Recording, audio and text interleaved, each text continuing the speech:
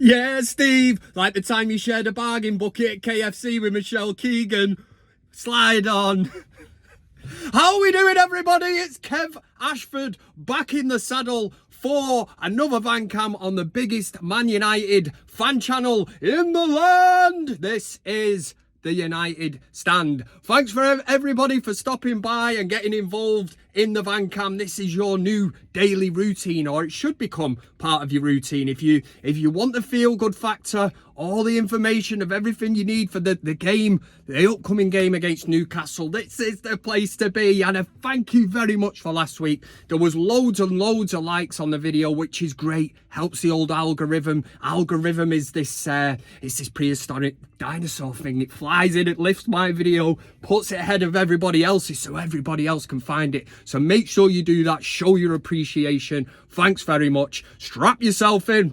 So let's do this. Let's do it. So I'm all giddy. I always get giddy. People keep saying in the comments, Kev, you know, you far too much energy. You need to pipe it down. But it wouldn't be interesting then, would it?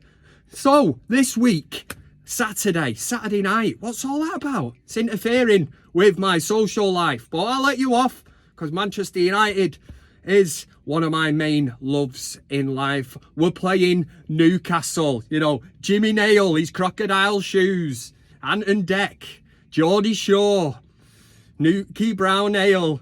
How's it going, pets? Yes, it's them. You know what I'm talking about. Kieran Trippier. You know, how many injuries we got? How many injuries have we got?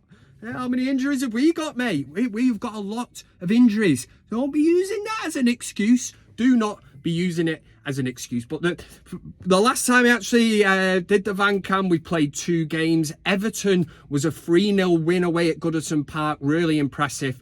I've got a few little side spins to go on today. We're going to be chatting, obviously, about in net for United. The Reds aren't excited. We'll be talking about Onana. We'll also be talking about Rafa Varane. And we'll touch on Kobe Mainu. He's hot. Too hot to touch, man. Too hot to handle. I absolutely love it. So, yes, we're locked into the van cam. And where do we start then? Oh, we go to Galatasaray. Obviously, we had the trip to hell. I'm really disappointed at the end of the game. 3-3. Twice in that game, we lead by 2 goals.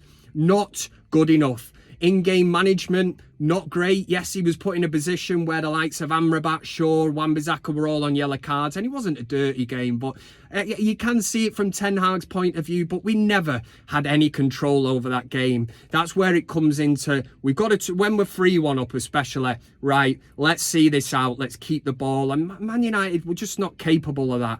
We really are just a team of individuals at this moment in time. Hopefully, it will come with time. But obviously, the main talking point from that game was, oh, no. Yeah, he's had an absolute howler. And the United fan base, they don't hold back. You know, there are younger people on the old social media that drop in and I mean, they want him gone. You know, get this guy out of my club, man. I've had enough, bro. Get him out. You know, and all that. All right, just pipe it down, man. You know, with how many games are we into the season? He has been doing well in the Premier League. For some reason, the Champions League, he's been pretty horrendous. But you can also look at the defence that's in front of him. Yes, I know. All right. It looked like he had some kind of lubrication on his gloves and palmed it in. No porno Kev jokes. Lubrication. I know what it is. I know what it's used for and all that. So my mate Steve told me. But Onana is a major issue at the minute. And I suppose the question to you lot watching this now is, are you in a position where you would actually drop him for the Newcastle game? Now, personally, hands in the air, I'm backing off it. I wouldn't. Confidence-wise, I think Onana has been really good in the Premier League. You only have to look at the performance against Everton. I thought he was really good. Made some really good saves. Distribution was good. Yes, the Champions League performances, particularly the Galatasaray game, didn't really paint him in a good picture. Taking him out the team, I think confidence-wise just shoots him even more down. And goalkeepers make mistakes. They get highlighted a lot more because they're in net and they do lead to goals. So you look at the other end of the pitch, you know, if you see a striker miss an open net, yes, but it's not then really talked about. You're under much more scrutiny as a goalkeeper. And that's something that Onana will have to live with. Personally, I think he's a big enough personality to come out of this. I wouldn't drop him for Newcastle. I really wouldn't. I think it sends out the wrong message. But I know that there'll be a lot of you lot in the comment section probably disagreeing with that and saying it's time to take him out. He's not performing. Let's see how it goes. We have to give this man time. We have to give Ten Hag time to implement his style of play. I say this every week. When's it going to happen? When will it happen? Varane is the other talking point, and I've got to say that going into the Newcastle game, for me, Varane has to start, and if he doesn't, then for me, it's telling you that there's a major issue behind the scenes, because it is nothing to do with footballing ability. Yes, we can all look at the World Cup that he's won, the multitude of, is that the right word? Yeah. Multitude of Champions League trophies as well. You know, he's a big game player. If Ten Hag doesn't select him now, I think Maguire and Lindelof, they've been all right, but Varane, he's in a different league for me. And if he doesn't start, he's out the door.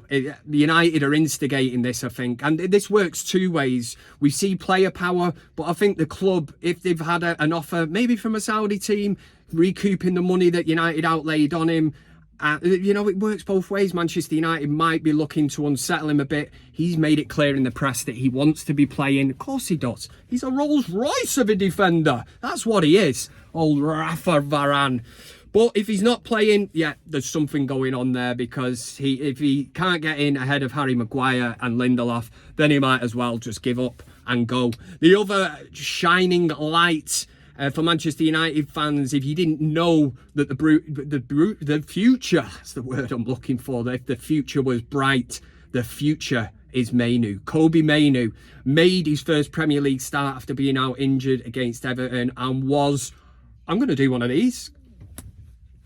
Yeah, that is like shit up, you know, really good. Kobbie Mainoo looks level, years above himself. I did liken him on the United stand. I'm glad I didn't get clipped up, because I said I put him in the same bracket as a Jude Bellingham. Now, I didn't mean style of play, application on the pitch. What I meant is his actual mindset. He looks like a player that when he's on the ball, he's years ahead of what he actually is. It is, it's frightening, man, to think that he is only 18 years old, and it's great to have him back. I was disappointed not to see him start against Galatasaray, but a few people have told me, Kev, you know, back off, Ten Hag's looking after him. I think he's ready. Sir Matt Busby once famously said, if you're old enough, you know, you're good enough.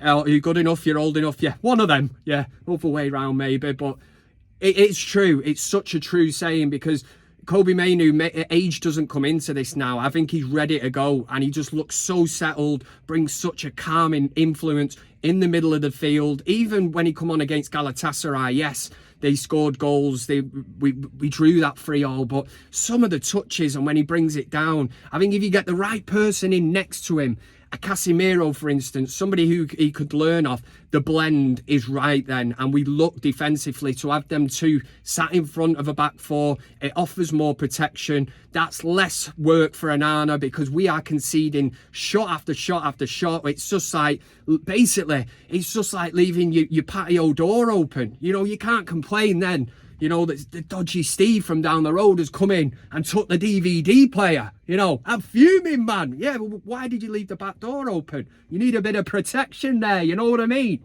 That's exactly what you mean. Kobbie Mainoo is the shining light at Manchester United at the minute. And I don't want to pin too much on him, but he's not an ego. He doesn't strike me as that. I can't imagine for a minute he's going off to get his latest tattoo inked on it, you know, his latest artwork on his arm and that, dyeing his hair or whatever, getting his Newtons done, the old Newton Heath, you know, his teeth.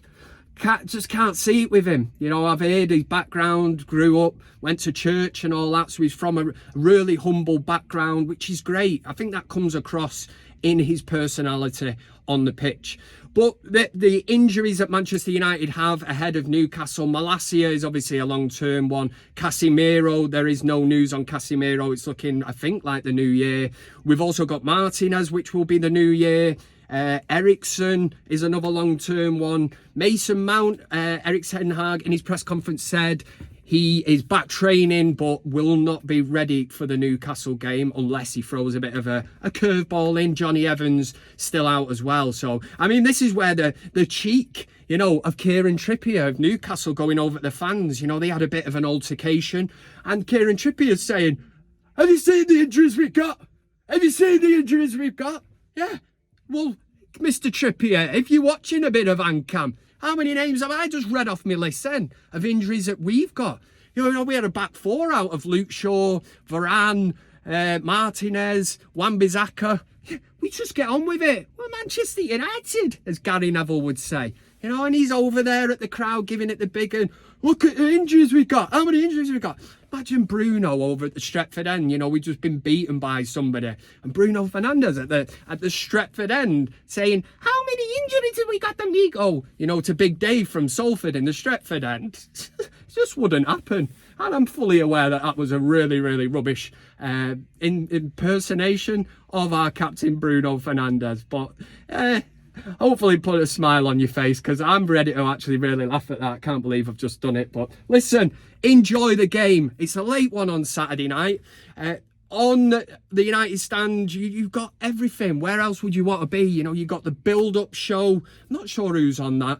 Then straight after that, you've got the watch-along with Mr. Goldbridge himself. And following that, I'll be on the fan forum. I will, with the usual gang, talking hopefully about a Manchester United win. Gone over slightly here on the minutes, but hopefully you have a cracking day and Manchester United don't ruin your weekend, because they are prone to doing that. So we'll have to see. But for United at the weekend on Saturday night, don't know how this is going to work having two hats on, but we'll certainly give it a go. It's a first on Vancam. Have a good one, yeah. Drink in moderation, be kind, be good to others, and all that. And I'll see you soon. Come on, United! Yay!